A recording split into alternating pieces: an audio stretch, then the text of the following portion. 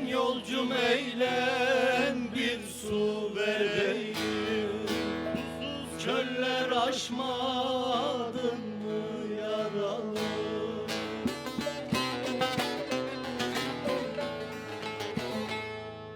Hüseyin'in cemali vardır yüzünde, beni mahrum etme dost ellerinden, şah yollarından.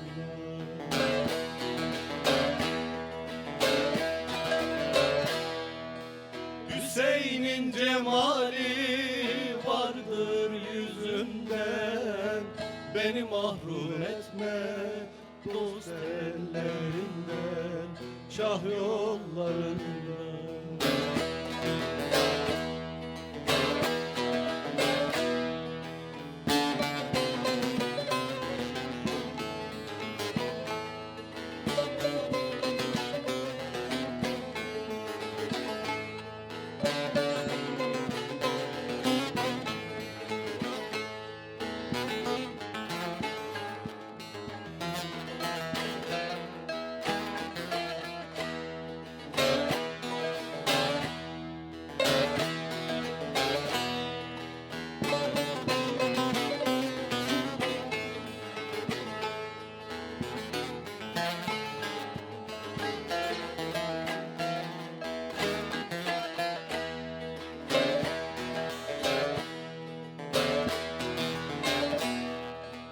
Ben de ayrı düştüm sevdiklerinden, ok yedim zamane Yezidlerinden.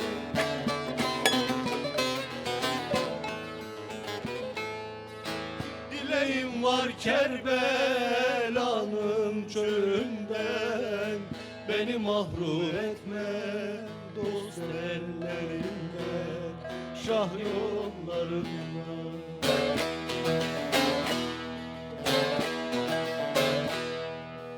Dileğim var Kerbela'nın çölünden, beni mahrum etme dost ellerinden, şah yollarından.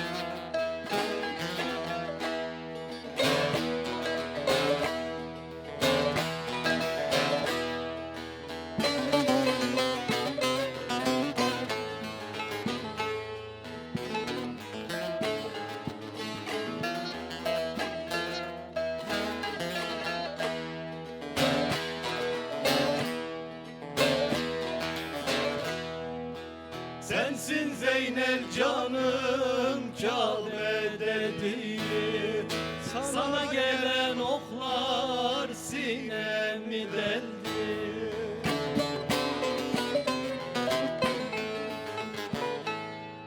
Bak ben de susuzum o günden beri, beni mahrum etme dost ellerinden, şah yollarından.